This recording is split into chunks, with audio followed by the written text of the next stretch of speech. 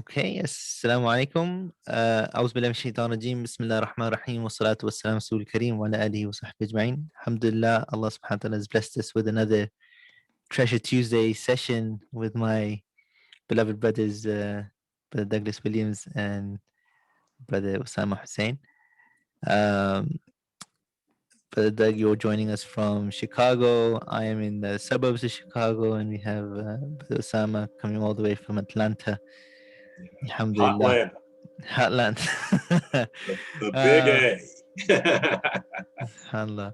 As in, it's a point of reflection, really, that COVID has brought people together in ways that we probably wouldn't have imagined. Alhamdulillah for it. Today is just me reflecting on where we left off last week. Last week we spoke about quite a few things. But I think we ended up with this idea of being honest and having honest conversations, and to start with ourselves as we progress towards improving, bettering, empowering our communities. And that in of itself is a constant conversation about where our community is at, what are the problems that we're dealing with, hopefully with the intention of trying to find solutions. And I think today is me thinking about on that latter end towards solutions, um, and maybe be more so on what are the prerequisites of certain solutions. And this idea of honest conversation got me to think about a particular hadith and a wonderful, very important hadith that we learn about our Prophet ﷺ, and it's through the conversation of Rasulullah ﷺ with Umar radiallahu anh. It's a very I kind of grew up with this hadith, and it always just it's a weird conversation. It's not a conversation that an individual would have with someone, but at the same time, it seems so appropriate for these individuals. And it's the hadith of where Umar radiallahu anh says, I assume that Rasul Sallallahu and Umar are strolling or going walking, and either in the streets of Medina, as they used to do. And out of some moment or thought, Umar radiallahu anh says, "O Rasulullah, you are more beloved to me than everything but myself. O Rasulullah, you are more beloved to me than everything but myself." And the Prophet ﷺ turns around and says, "La walladhi nafsi biyadihi hatta akuna ahabba ilayka min nafsik." No, by the one in whose hand is my soul, until I am more beloved to you than yourself. And I think the way this hadith is how we have received it seems within moments.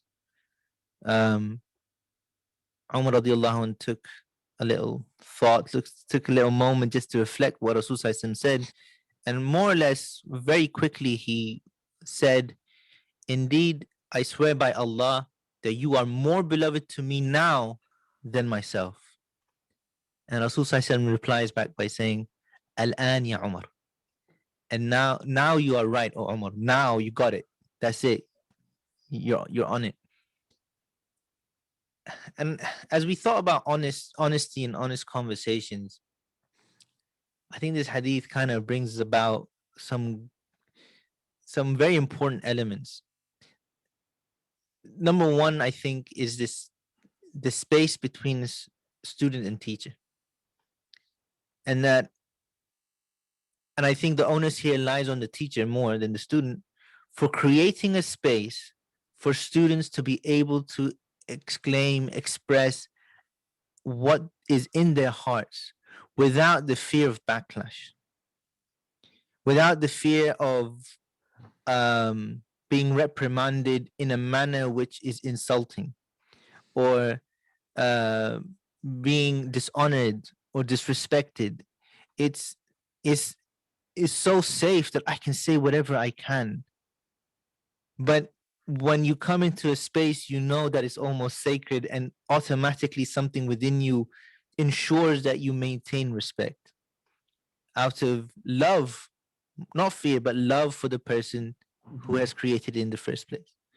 Um, and Umar radiallahu anh saying this is, as in, if I was to reflect, as I was reflecting, did he say this because, as in what prompted him? What really prompted him to say this? And it almost feels like me going back being a child and saying this to my dad and saying whatever's in my heart, um, and knowing it could be wrong, knowing but it is pure. Um, and it seems that Umar radiallahu anh just almost was kind of testing his own boundaries, his own thoughts, and this raw idea in his head that Rasulullah, I have this thought. Let me just share this with you. And him always continuously being that student, he is receiving, he's testing his thoughts with his master, with his teacher, and giving his teacher the space to able to correct him. And Rasul wasn't, didn't have to, with a student like Umar, he didn't have to cushion it with sensitivities and and what's that technique where you layer it with a compliment, then you layer it with your criticism, and then you layer it again with a compliment. None of that. He just went straight to the jugular in the most respectful way. No, Umar, you haven't got it. There's something wrong here, and this is what it should be. And I think that comes when with a level of trust that's obviously been developed between teacher and student, um, and then the magnanimity of or the character of Umar to be in continuous mindset of receiving his to use to a phrase that we know of, how correct it is, Allah knows, but his glass is not full. He is continuously receiving and willing to change when the truth comes to him. And as I say this, I'm reminded of Malcolm X, rahmatullah alayh, as it's his whole story is I think when I first read it, it was this whole idea from Malcolm X, that whenever truth came to him, he changed, and he didn't deny that which was false, and he was humble enough to not just accept the truth, but then to then live by it, and that's very hard to do. And as I say this, I'm reminded of the Byzantine ruler at the time when Rasul sent the invitation of Islam. He said this, he is the true prophet, but he and knew what the truth was, but failed to accept and act and live by it. Obviously, that came with a price which he didn't want to pay. Um, but with Umar radiallahu an, as in it's the, I don't want to use the word ego because I'm not sure I fully understand it myself, but it seems that there was no arrogance in that. There was this continuous humility. And if we were to reflect, if we were to reflect on how to have honest conversations, I think there's a prerequisite that all of us have to um, establish, which is a safe space for students and teachers, which can sometimes interchange because we learn from each other, and the student can be the teacher and the teacher can be the student, where where one can say what is in their heart, but with this safety that they will retain and always receive respect, and honor. And I think with the culture that we're living in in the call out culture, the um, deplatforming culture, the culture that seeks to highlight people's errors, and it's becoming really difficult for and which is contrasted with this whole movement of finding the truth and saying the truth, but whose version of the truth? My version of the truth. um and it is becoming harder and harder to have these conversations, it seems, which is sad and hilarious at the same time, especially again with all this technology, with all these platforms to share ideas and thoughts. I think we've become more insular, insecure in communicating, honestly. Um, and I think with two last points, inshallah, from me, we have a beautiful ethical practice in Islam, which is having husn al-dhan, having a good suspicion of our brother and sister or our stranger, to think best of what is being said. Sometimes that's very hard because the one who's saying it has has committed so many evils that it is hard to provide that. It is hard to sometimes provide that to a community historically, because we have always received um, mistreatment, maltreatment, hurt, that it is hard to provide husn al-dhan. And sometimes I think, I'm not sure if it's even warranted, but I think at the same time I'm reminded of that film of where of Omar Mukhtar. Um, and there's this great scene. Omar Mukhtar, the great legend of Libya, the freedom fighter from Libya. Um, is it Anthony Quinn who played the role? Uh, I think there was a point where in the desert, Omar Mukhtar and his troops were in some guerrilla warfare tactic, were able to capture the Italians and defeat them. And at the end, there was only I think a jeep with a couple of soldiers coming their way, because they lost all their soldiers. The Italians have lost all their soldiers. And then one of the Libyans shot one of those remaining soldiers. To which Omar Mukhtar said, "Why did you do that?" But they do it to us. And Umar Mukhtar says, "But they are not our teachers." It's fascinating. It's absolutely fascinating that that people with so much, almost have the legitimacy to be angry, to be able and have all the reasons to be angry, to have those grievances.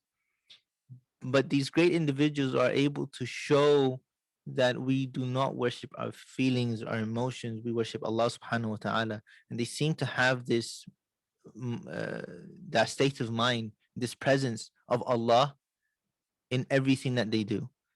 Um, um, so husn al-dhan, I think, is important, and being fair regardless of who we're dealing with is such an important value. um I had a last thought which has escaped my mind, um but I'll just quickly summarize. What are the prerequisites of having these honest conversations? How do we go about setting those prerequisites so that we can help our community, uh, and ourselves firstly, to be better students, to be better teachers, um, so that we can pave our path towards Allah and success, not just in this dunya, but towards akhirah. Um, um, and I will leave it at that, inshallah. Jazakallah khair.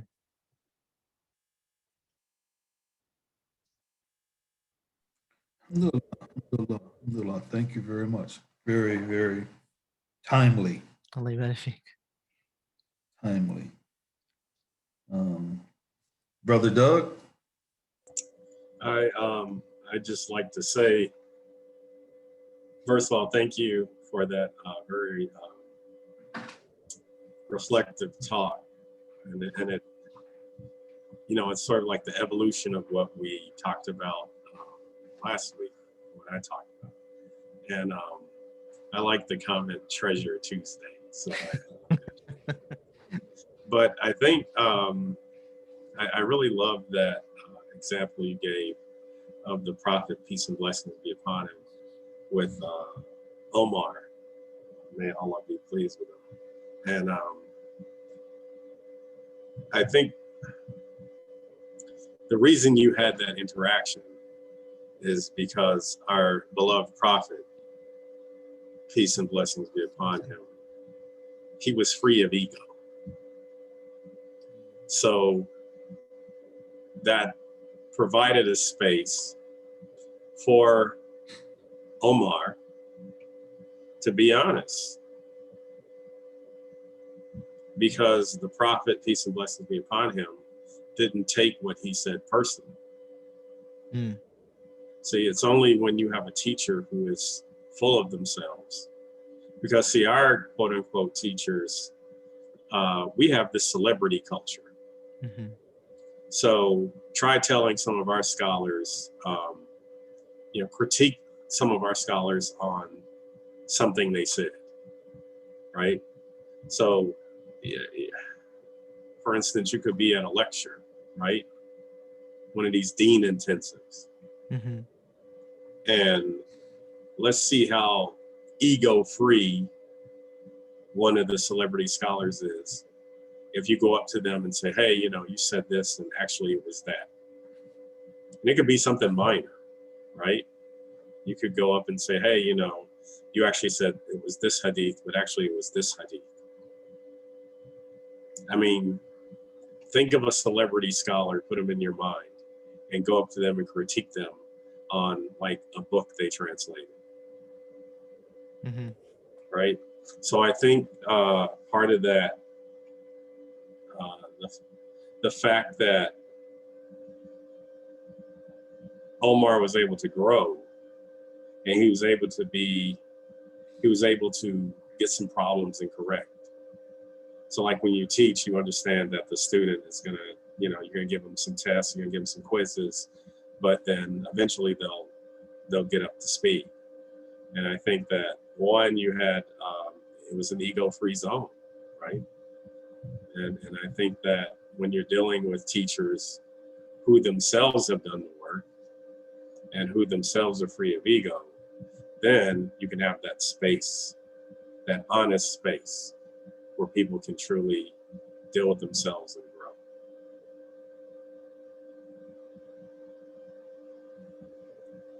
Jazakallah khair.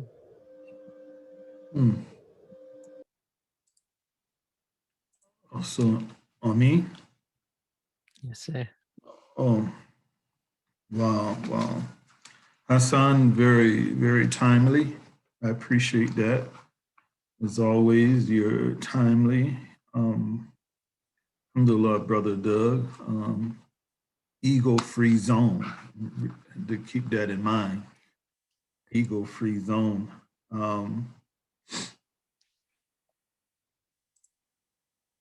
Yeah.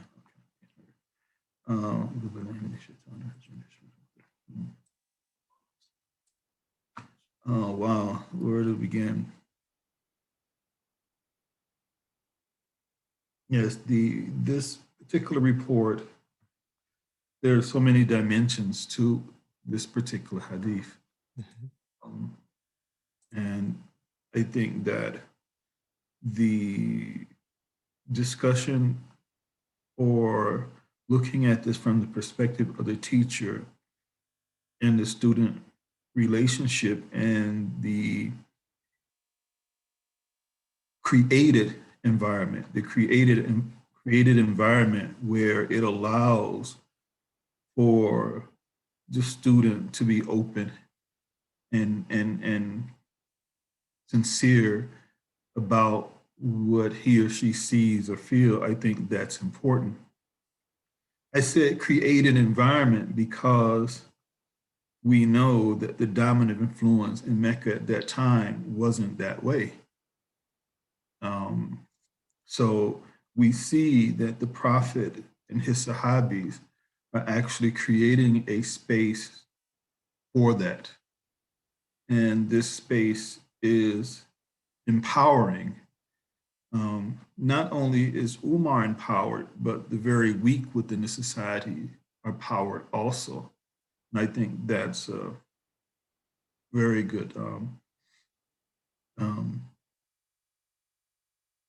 point of view of that particular hadith.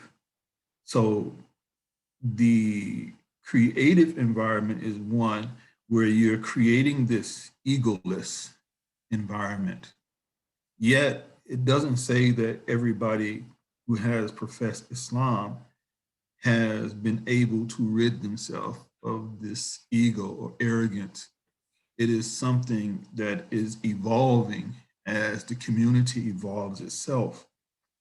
And I think that when we have these discussions, I think we have to always have a balance.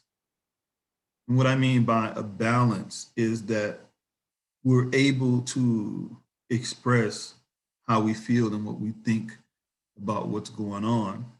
But at the same time, there need to be some self-reflection about where we're at in this discussion. And we have to balance that with also being able to be honest about the good things that are happening in within the community, within myself. You know, I shouldn't come out and tell you, hey, brother, I beat up my wife yesterday, or my wife kicked me, or I want to. That shouldn't be the gist of the discussion. But I shouldn't, if I did do those things, or me and my wife have been doing those things, then I should be careful when I'm talking about other people who may have whose these type of events have become public, you know, because here I enter the realm of being hypocrite. You know, I'm not really being honest and sincere about what I feel and what I think. I'm being hypocritical. So I can point my finger at Joe, but I forget that I got a finger pointing back at myself. So I think these discussions are very healthy. Um, I think the platform that's being created is going to, I pray, allow others to come in. It gives us a better means to protect the space. That makes any sense, you know, where we can maintain this ego-free zone, you know, and have discussions and be honest with ourselves and be honest with each other and be willing to hear some of the criticism that we may receive. I think as human beings, particularly American, we don't like constructive criticism. We kind of hate it. We frown upon it. It doesn't matter if I'm famous or not famous. It doesn't matter if I'm a child or not a child. We all hate constructive criticism. We just had a perfect example of this with the world leader, the most powerful so-called human on the planet, the president of the United States. He could not take constructive criticism. He could not take it, even when it's public and everybody can see that this guy needs somebody to listen to, you know. So we have these extreme positions that we need to be able to mediate, where we can always maintain a balance. So I'll end with this. I think just as we can find wrong things in the community, we should always balance that off with something good that's going on in the community. Mm-hmm. Because there is a lot of bad, but there is those nuggets of greatness, of good things that are happening. there are some good people who are doing some very great things. Now, these people or these gems that may be among us might not be the celebrities that everybody's looking towards. Mm-hmm. Maybe a child, a girl, a boy, a woman, a poor person. Those gems might reside in those type of people. But if our focus is on looking toward celebrities, as Doug refers to them, our Muslim celebrities, then sometimes we miss the gems, you know. So we need to try to balance it out where let's bring up, discuss, have a discussion sometimes about these gems that are among us and how these people are embracing the religion, how they're living it in a more practical sense, and how they're navigating within an environment where there's so much temptation to distract us away from what the religion really is. So I'll end right there. Sure. Couple of questions. But that you mentioned about the teachers with the egos. But isn't there a thing where the student should also come and come to the space of learning without the ego as well? Sometimes you can have a teacher, but the students aren't great, and because they're not willing to learn because their cup is full, and or as they say. And so isn't there a role for every individual? Because at some point I think at any time given time we are either learning or we're teaching. So we live this dual role continuously. So how much do you think that also plays into this? As much as we may have these celebrity Muslims with the ego issues, how much of that is also because of they're bad students and that coexist with that? Yeah, that's a very good question. It reminds me of when Ali, radiallahu anh, when he was the caliph, and a group of men said to him that, how come the prophet didn't have these problems? And so Ali replied, because the prophet, peace and blessings be upon him, had people like me. I have people like you. So yes, there is a duty upon the student. So there's the perfect student, and then there's the student. So, yes, it would be nice to have a perfect student who brings something for you to work with, right?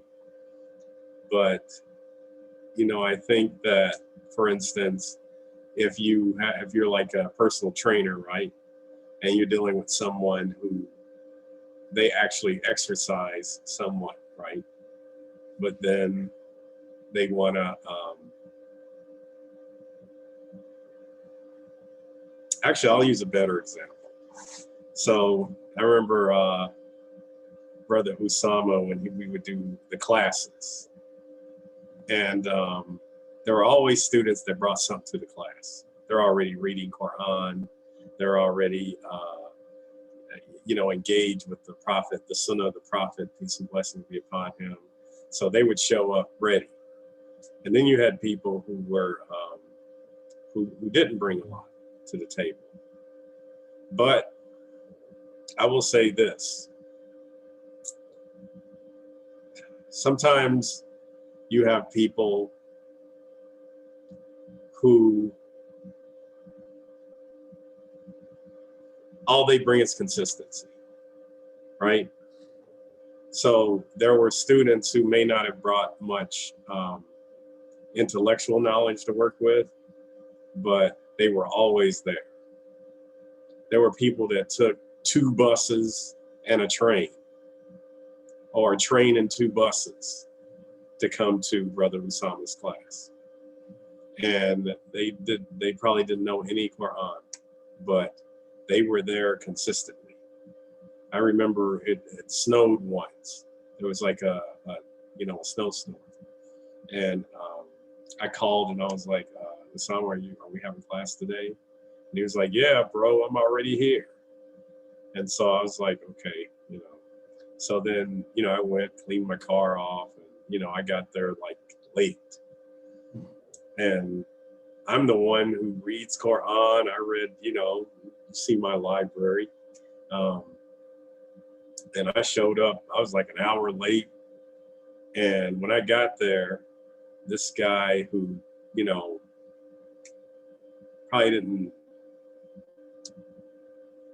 probably didn't read much, but he was there before me on time. So, sometimes going back to the getting in shape analogy, if the guy he's still 30, 40 pounds overweight, but he shows up every day, sometimes eating an ice cream cone or got a big gulp in his hand, he's there standing, he's there in front of the gym waiting for you to show up and to train him. Because I think, yes, there is like the student, there's the issue of the student. But if the student was already perfect, then what does he need you for? Mm. So, I think the beautiful example you gave of the Prophet, peace be upon him, and Brother Omar, God be pleased with him, is that they had this understanding. The Prophet, peace and blessings be upon him, he had an understanding that this isn't about me. Right? I'm not the one who needs the help. He is. And I need to work with him where he's at to get him where he needs to be. And this goes back to what I was talking about last week about intellectual work and heart work. So when you're doing intellectual work, it's, okay, so this person has a degree of aptitude I can work with. But when you're doing heart work, you're not thinking about that.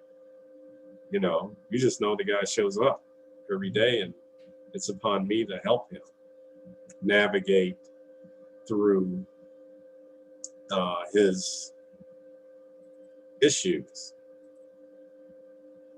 that prevent him from connecting with his Lord. So, again, looking at this interaction between the Prophet Muhammad sallallahu alaihi wasallam and his talib, his companion, Omar radiallahu anh, that's why Omar was able to get to where he needed to be, right? It's like when we go see you're training to be a doctor, Brother Hasan. Yes, sir. So, you're going to get patients that, hey, your high blood pressure would go down if you just diet and exercise. But, they're not going to do it. But we still need you to be a doctor, right? So I think that, when you talk about being a good student, I think the word I would like is being a sincere student. Mm. Because if because the sincere student was Omar radiallahu anh saying, hey, look, I don't love you more than I love me. I'm just being honest with you. You're not more important to me than myself. They don't even make sense. There's a degree of sincerity there that the Prophet can work with. Because he could have just sat there and not said anything and kept those thoughts to himself, right? But by saying that publicly in the space and being with a teacher who is also sincere and understands that this is heart work and that it's not about him, it's about him. He was able to get Omar radiallahu anhu where he needed to be. So I think sometimes, and that denotes a degree of arrogance when you hear people say, "Oh, there's these, well, we don't have any good students." That's not true. I think it's about sincere students and sincere teachers. So that would be my answer to that question. I think if you have a space where everyone's sincere and honest and really want people to get to where they need to be, instead of just this intellectual, warehouse where we're just kind of churning out people that are like, that are like me or that are like you. They're reflections of their teachers and not reflections of the prophet, peace and blessings be upon him, who sincerely love God and love their brothers and sisters. Then we'll get somewhere. But if you're, an Islamic institution and everybody you churn out behave, look, dress like, and act like the people in that institution or the people who teach at that institution, then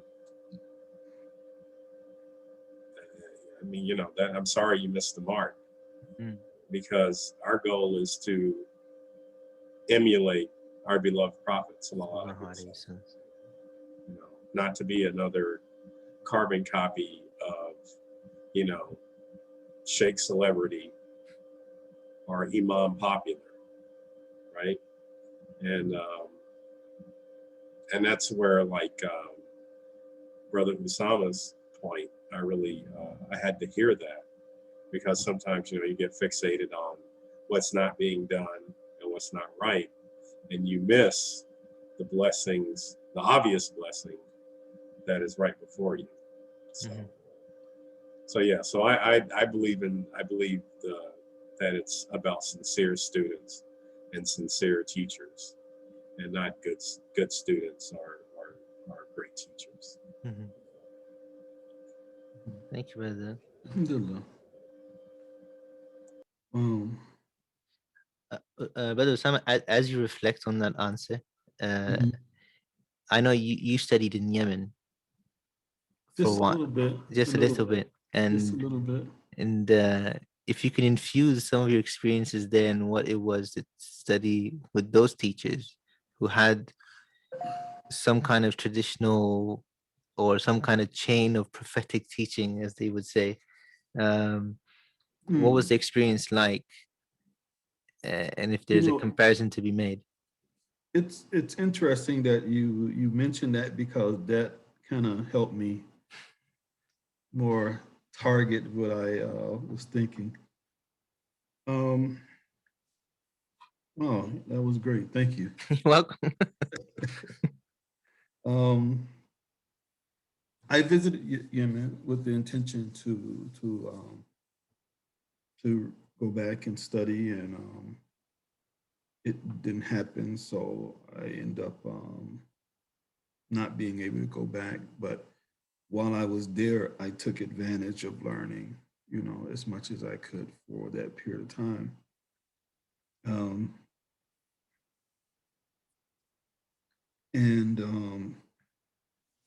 Yeah, I'm glad you mentioned that, because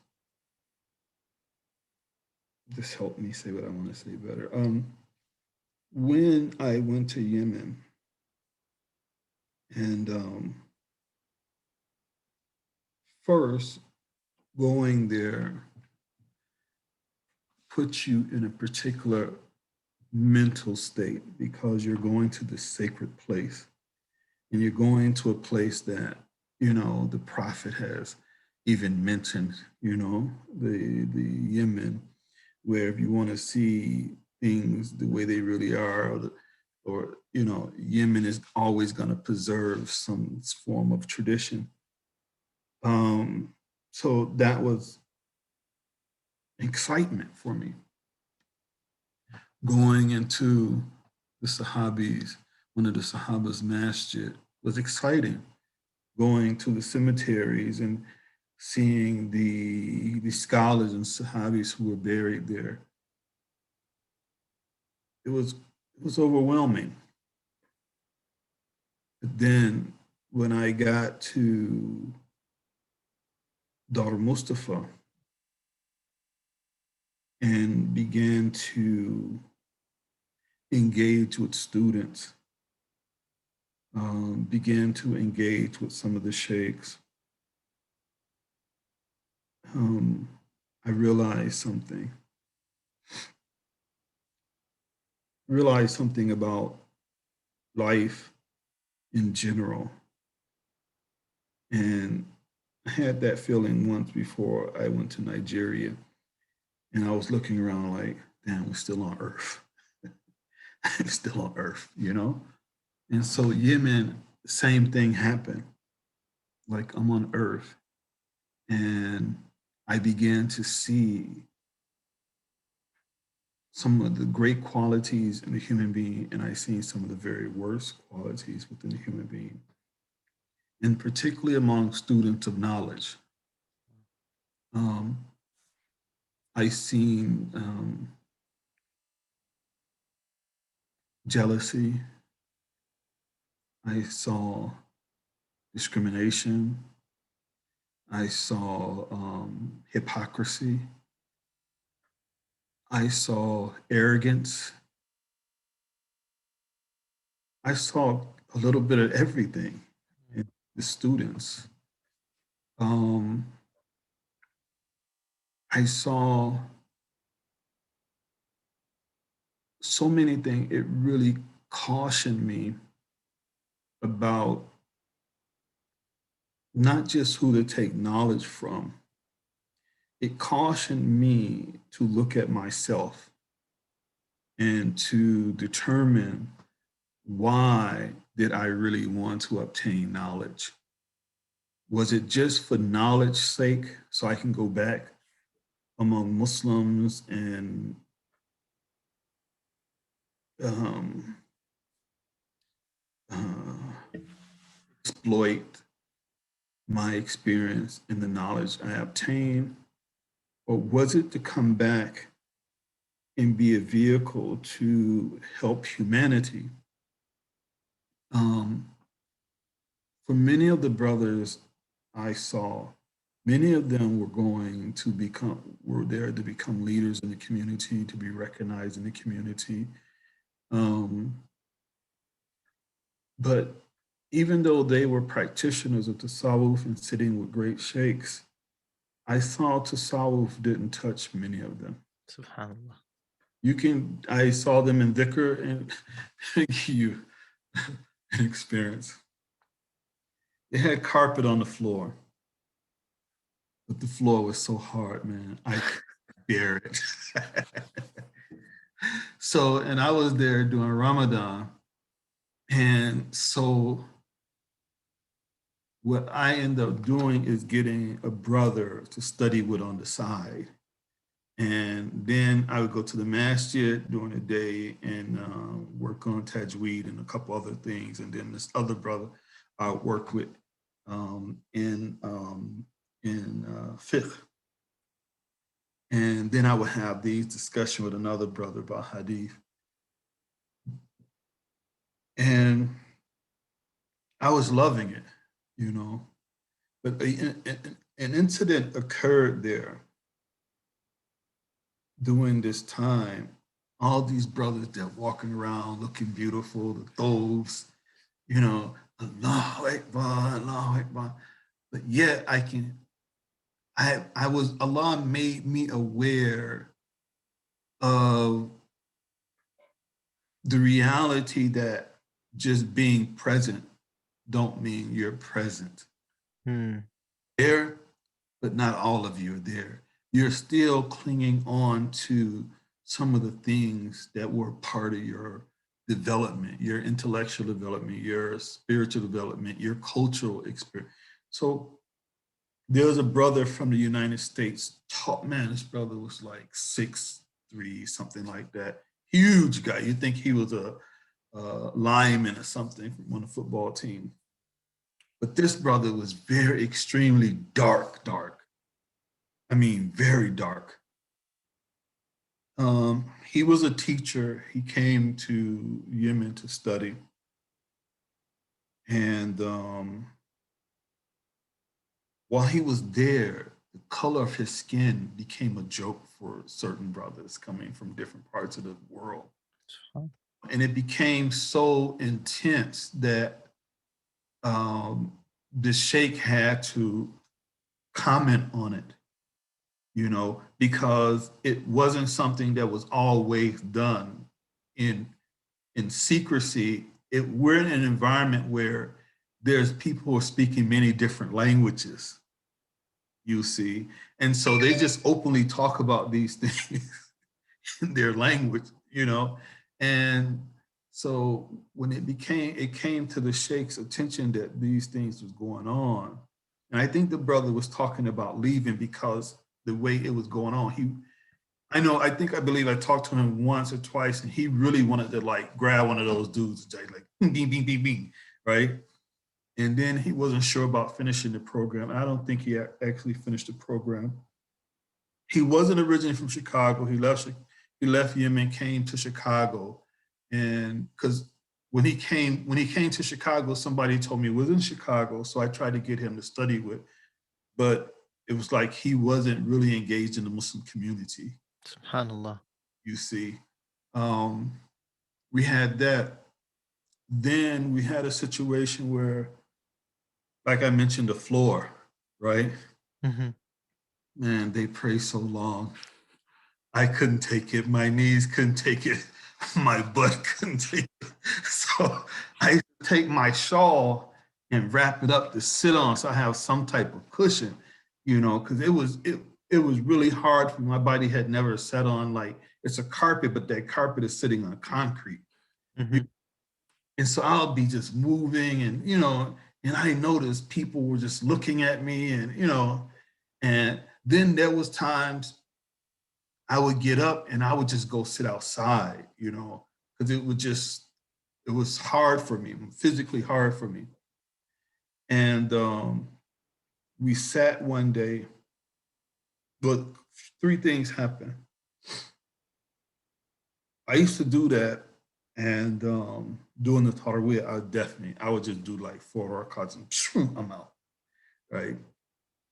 And people are like, why is that brother always leaving? Why don't he, you know, stay? Brother, it's hard for me. You go right ahead and keep.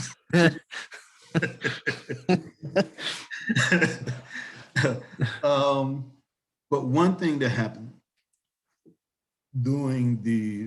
after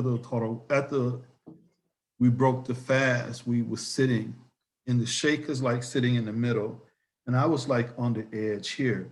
And everybody, when the sheikh moved, everybody ran to the sheikh.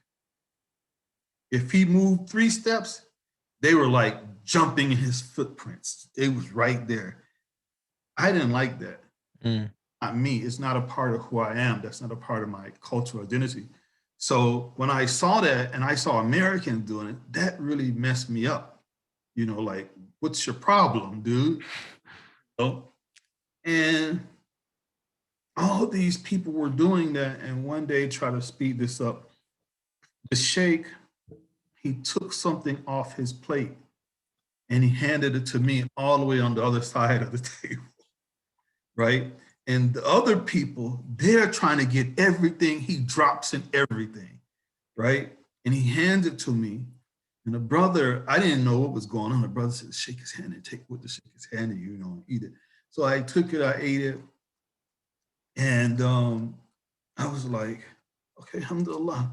But now everybody's like, who is this dude that the sheikh is taking food off his plate and giving it to this dude, you know? Then the sheikh, he asked me to address the American group, because each country, they supposed to develop a think tank to deal with issues in their own country. So even though I'm not traditionally a formal student there, I'm studying while I'm in Yemen, but I'm not actually a formal student of Dar Mustafa. I'm studying on the side with students from Dar Mustafa. Right. But the sheikh has me address them. SubhanAllah. you know? And then you had Americans who were like, well, who is this dude? Where'd he come from? Why did the sheikh choose him? You know? Then another incident where they have this event yearly where the Habayas, the descendants of Prophet Muhammad, they have this gathering in Turin where it's open for everybody in the village. It's done outside. And so they sit up on like a little hill. They sit on the hill and it's coming down, and there's like apartments and everything. So you have people looking out the window, people just gathered all around. It's like a little carpet if you look at it. And I'm sitting like midway down the hill, and the sheikh calls me all the way to the hill to speak to the people, you know? And I was like, okay, what's going on here? The sheikh did that several times. So I spoke to the people.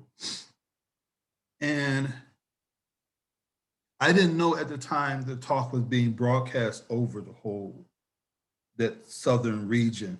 So I didn't know until I was leaving, getting ready to get on a plane, and a brother, you're that brother who spoke, you know. And alhamdulillah, it was well received. But those experiences, although they were good for me, I saw how in other people they felt entitled to receive food from the sheikh, to be asked to speak and address the American Muslim, or to be able to address the whole village. Other people didn't like that. None of them came to me face to face, thank Allah, because probably my hypocrisy would have shown that I'm not a good person if you come to me with something like that. But Allah blessed me to see the discrimination, to see the jealousy, to see the hypocrisy, where brothers are really like, Allah, Allah, Allah. I just saw through that. Was there good brothers there? Oh, yes, there was some beautiful brothers there. And I say beautiful, Allah, beautiful. You know, I'm talking about well-rounded brothers. That experience taught me that if I'm going to be a student of knowledge, I really need to know what is the purpose of having knowledge. Mm-hmm. What is the purpose of sitting with sheikhs? What is the purpose, and what do I do with this knowledge? How do I apply it? You know, if I know people who went and studied and they have a lot of knowledge, but they don't teach, they don't do anything. They're just living their own life. Like, dude, you just wasted all that time and all that money. Why do that? Mm-hmm. If you just wanted to know what you need to do for your own life, for your family's life, within your community, you don't need to go and spend 6 years, 8 years in Yemen or Egypt or anywhere else. You know, I think that's quite selfish. And my point is, the student-teacher relationship, and again, thank you for bringing this up, it's not one where the student should be a sheep. The student should have some reservations and be more natural. And the teacher should be willing to appreciate that so he can better help the student achieve his goals and objectives. Mm-hmm. But when a student puts on a mask, and I'm saying we all wear masks, mm-hmm. The particular mask that the student chooses is one so he can be near the sheikh. I don't think that makes a good student, and it doesn't make a sincere, honest interaction between the sheikh and the student. I think one of the things that the sheikh saw was even though all those brothers sat there, they went through the worship and they were doing all the prayers and doing the dhikr and stuff like that, I was just honest. I couldn't take it. You know, I couldn't take it. I'm sorry, I can't take it. You know, it's physically hard on me. Um, I asked the Sheikh personal question. I asked the Sheikh this, and maybe you brothers can benefit from this.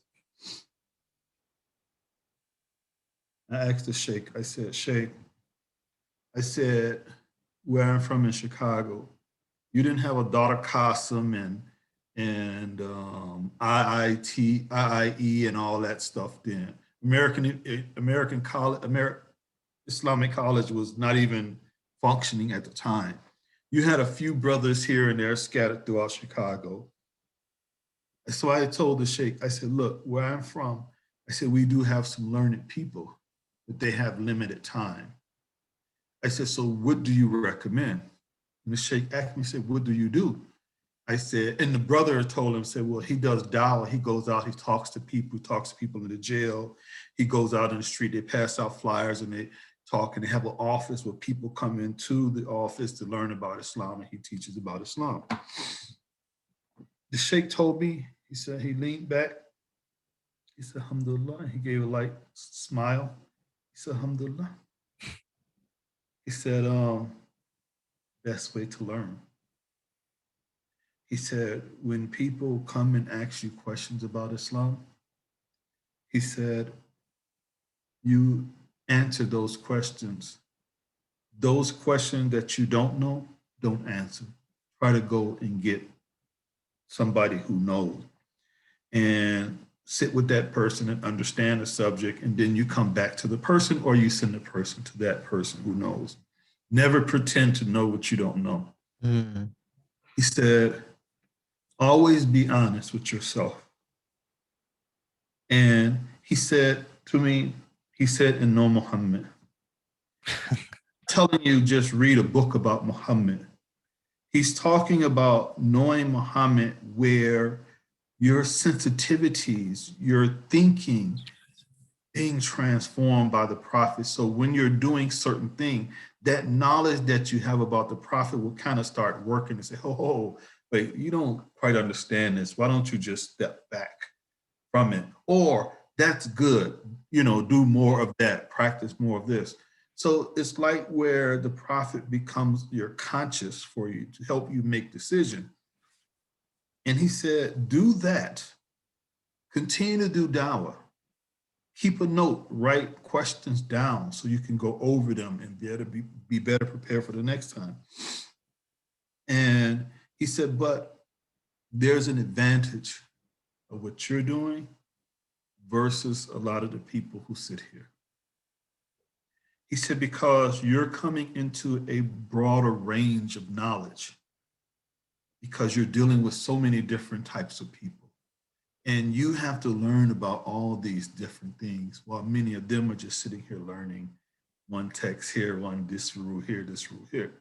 Because what the Sheikh is telling me in a nutshell is Dar Mustafa is not a traditional school in the sense of learning fiqh and law and all of this. It's a school that prepare people to go out into the world and bring people to Islam. Mm. Right? So there are some subjects that they don't even go to that much in depth with, but they're just equipping the students to go back to their communities, the world that they come from, and be active in that world. So if anything, I said, to the best of my recollection, is that's how I remember things. But I think that this teacher-student relationship, the parent-the-child relationship, Mm-hmm. the member of the community and the community leadership, I think that I'm not against having an ego. I think it's a safety valve for many of them. There's a level where within ego, we are honest. Because ego says something about, I'm not talking about an extreme ego. I'm just saying we need to have a balance where we're being ourselves. We're being who we are. We're not afraid to ask the questions that we really need to know. You know, we're really confident enough. Like when when the prophet went to Medina, the Ansar women, unlike the women in Mecca, they were culturally different. Mm-hmm. The women in Mecca was extremely shy. So there are certain things they would not ask at all. But when they got to Medina, the Ansari women, like, hey, can you tell us about this? Can you ask the prophet explain this? And when they would ask Aisha to take certain things to the prophet, she would even feel, like, oh, wow, we never even thought to ask these type of questions. But these women, this is who they are. This is a part of their culture, this is a part of their confidence, And so I don't think that we should lose who we are because of other people. I don't think we should lose who we are because we're surrounded by all these people who are going through all that, the ritual thing, and they want to get lost in it. I think we need to have a little ego, just enough to be honest about who we are. Right. Just to be enough to say, hey, Sheikh, I don't quite understand that because, it don't make sense to me, right? Mm. Because the Sheikh, he's learning too. So that's it, brother. I'm sorry. Wow, Brother Sama, thank you very much for that. But Doug, your thoughts? No, I think I appreciate your experience, your lived experience in Yemen and studying, but I think there's a difference between ego and sincere searching, because I think, because for me, ego is what you described. Those guys that were putting on that persona, that mask, so that they could be, among the elect. Ego is look at me, look at, no, I should be at the front of the line. The sheikh should be asking me to talk. Why is he asking this guy to talk? We're gonna, 1 minute we're gonna be doing dhikr and crying and rolling around on the floor, and the next minute we're gonna be making fun of this guy's color. See, that's ego. But what Omar did and what you did, like for instance, when I was blessed to visit Africa, I was in Senegal and Mali, and their Islam was their Islam. Their Islam was relevant to their social reality. Just like when I used to meet the brothers from Malaysia and from Indonesia, their Islam was their Islam. So there was that uniqueness that came out of their living Islam in their world.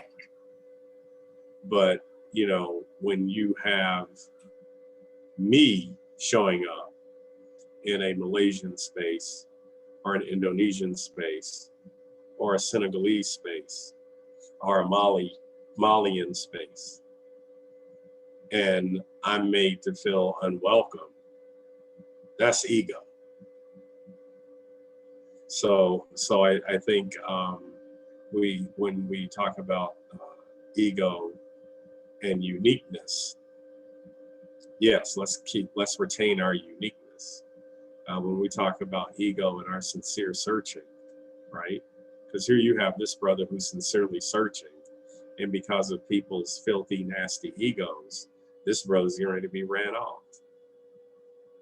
So I think that uniqueness, yes, let's preserve our uniqueness.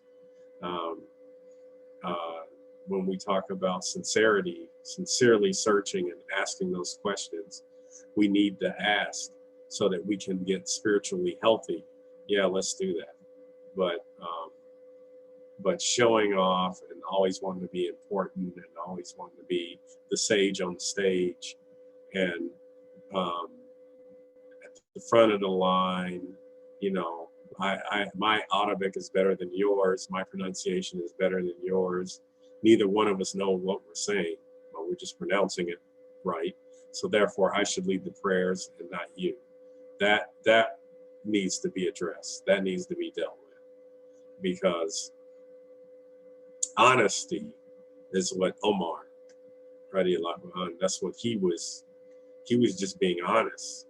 You know, when the Prophet presented the question of that the Prophet needed to be more important to him more than him. And he was just being honest. He was like, hey, look, you know, you're not more important to me than me. And the fact that there was a space for him to say that, and it was able to get addressed, and he was able to grow and spiritually, inwardly, to see the wisdom in what the Prophet, you know, peace and blessing be upon him, said. And I had the same response when I read the hadith. I had the Omar-rian response. You know, I was like, look, you ain't more important than me, you know. So I had to go through that growth, right? So I think that, you know, when we look at, because, you know, it's a struggle to go through, you know, when you're learning Islam and to deal with yourself, it's a real struggle. And if you're sincere about it, you know, you'll come out on the other side a much healthier person. But if that's masked in ritual, and like I said, you're doing this intellectual work, you know, it's all about knowledge and who can tell the best stories and who looks the most like an Arab from the 8th century, then, you know, that, I mean, you know, that becomes a problem. And when I look at, you know, like what we're trying to do and juxtapose that with many of the, you know, many of the institutions that are around. And, you know, when we look at the topics, you know, what are they discussing and what are they talking about? You know, it's like, is that really relevant to my salvation? Is this really relevant to my soul? Am I going to be a better human being after listening to this talk? And I feel like the focus, you know, and that's why I talked about, you know, teachers being ego-free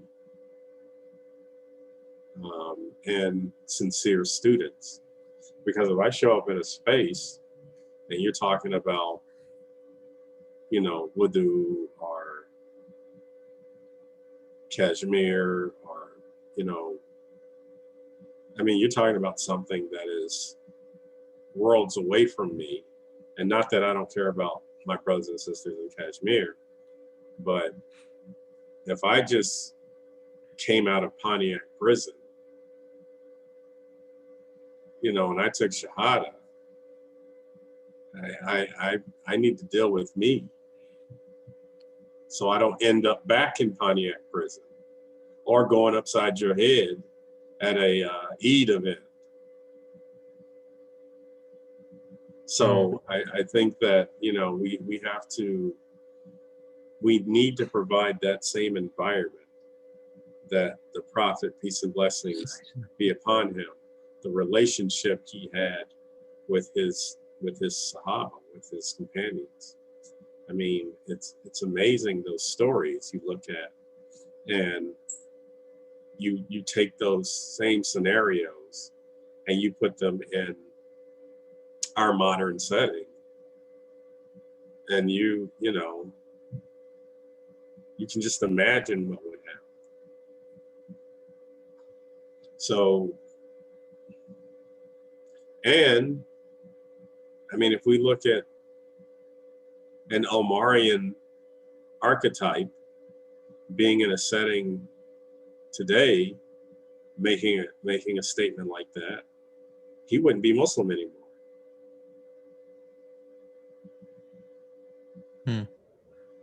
Because, I mean, imagine the response you would get. Because the program is more important, the celebrity is more important. And so we have to create those environments on our own. I mean, we're doing it. And, you know, I think that, I mean, even before our I mean, this came about because Brother Hasan, we used to meet up on campus. We would meet every Sunday, and, you know, we had other brothers. God, I pray they're doing well in this pandemic, but we would meet every Sunday. And we wanted to keep that going. So you know, Brother Usama, he provided a very powerful space on Saturday at Kazi Publications. Shout out to Kazi Publications. He provided a very nice space, and I remember sometimes it would just be me and him. Sometimes it would be, man, I remember we had like almost 20 people. We had to move into the Rumi Center next door, and it was a interesting collection of brothers and sisters, and it was you know, it was beautiful. We had people who were converts, we had people who were you know, born into Islam, if you will, and we had Black people, we had, you know, people who were Latinx, we had Asian people. You know, I used to bring my wife, and as a matter of fact, it was funny how we went to a Bible study together, me and my wife, because she's Christian. And then she left the Bible study and she was like, you know, why can't they do, actually she, in the Bible study in Mandarin, she criticized the Bible study because it wasn't ran the way Usama ran our Quran. I remember that. Shout out to Wong Lee, my wife. She said, you know, because we were sitting and it was all in Mandarin, so I was just sitting there because, you know, I was like there to support her and see what was going on. And she was like, this is, you know, and she was like, what we should do, and she said, I heard in Mandarin, she was like, yeah, my husband's Muslim, and, you know, we go to his class, and it's organized, we talk about, how come we're not doing so I mean, for me, I think, and I'm going to say this, and then I'm going to say goodnight to you brothers, but I think that we're in a time now where we need to start creating,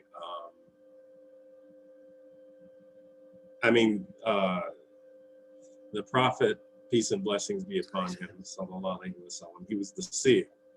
So there are no more prophets. But we have his sunnah.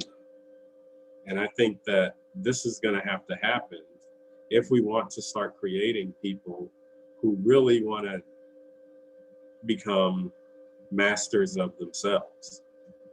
You know, we're going to have to really, you know, start using our Zoom, like this virtual space, like you said, Treasure Tuesdays. And just, you know, I mean, we're going to have to take it up ourselves. We're going to have to get to work and do this ourselves. I mean, my daughter and I, we study together because, like Brother Usama mentioned, you know, you can focus on what other people aren't doing, but then what are we doing? What are we doing? So, you know, my thing is, you know, God bless them. They're making good money. They're publishing books and conventions and whatnot. That's fine. I mean, I won't be at those things, but I will be here.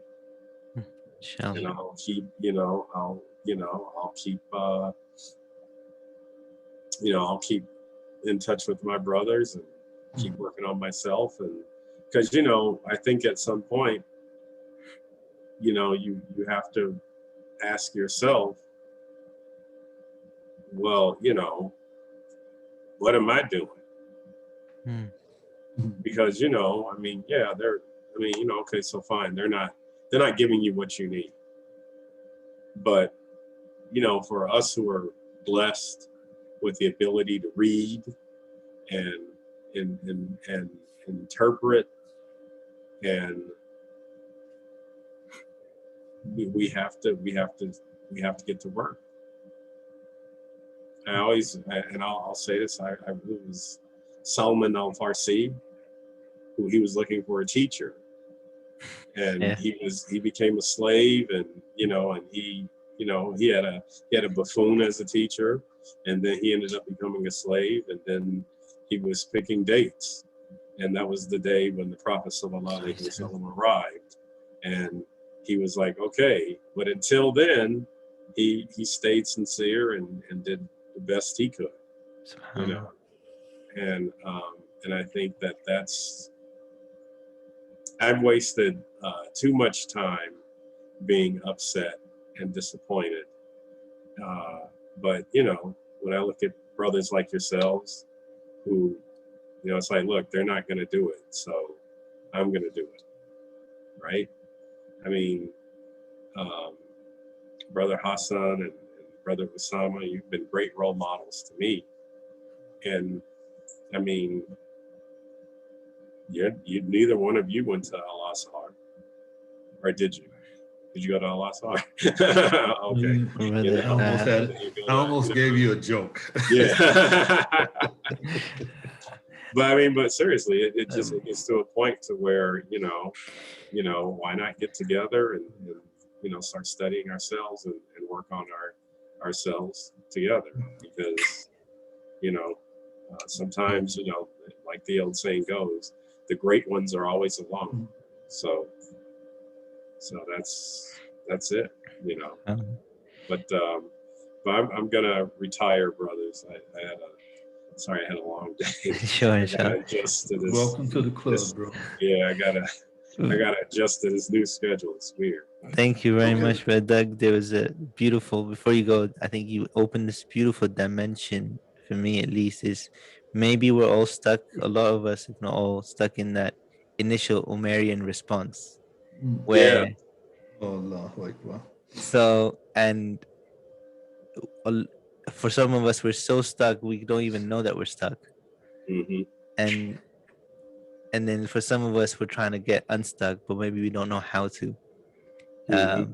And maybe this is a discussion. Maybe, but Osama, I think you're the person taking us in the next session. Okay. We spoke about Okay. ego. We spoke about the different opinions of the ego, but this idea of taking criticism and that feeling of daggers that we get, Mhm. and when we see the truth for what it is, and that feeling that we get, how do we move beyond that? Despite who it's coming from, whether it's enemy, friend, parent, friend, who, and despite how it's coming either, because truth isn't always coming in with roses and petals and perfume. Most often, it doesn't come that way. How do we go beyond how it's said to what is said, and adopt and take that which is true, and move forward with that? What do we learn from our Prophet ﷺ and from our companions of his companions in the Tabi'een, and from from people from our times, and how do we develop good practice of being honest? um and I think I love what you said at the end, but Osama, is this making Rasul Sallallahu Alaihi Wasallam your conscious. Gems. Mashallah. Both of you today really have opened up new language for me, at the very least, and opened up some great imagery. Jazakallah khair. We'll leave it at that. Says Doug, would you like to take us into dua, please? Okay. In the name of Allah, most gracious, most merciful. أعوذ بالله من الشيطان الرجيم. بسم الله الرحمن الرحيم. Oh Allah, I just, I come before you. I pray and ask for health and peace and happiness for my brothers Usama and Hasan. And I just pray that in our Omar-rian response, that we realize that only you have the answer to our question, and to be wise enough to know who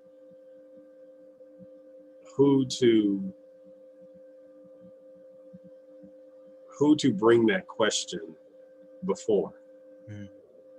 Because usually the people we're sitting before are, first of all, they're not the Prophet sallallahu alaihi wasallam, and we're not asking you. So help us, Allah, to turn to you and to reflect on the sunnah of the Prophet sallallahu alaihi wasallam, so that we can get unstuck and get the answer that we desperately and sincerely are searching for and need. And I just thank you so much for these Tuesdays. Please allow us to continue to meet and make these meetings sustainable. And I love my two brothers. And I just pray for their safety and their health. Allah. سبحانك اللهم وبحمدك أهلا نستغفرك ونتوب إليك. بسم الله الرحمن الرحيم. والعصر الإنسان لفي خسر إلا الذين آمنوا وعملوا الصالحات وتواصوا بالحق وتواصوا بالصبر. جزاك الله خيرا. I'm going to stop recording now.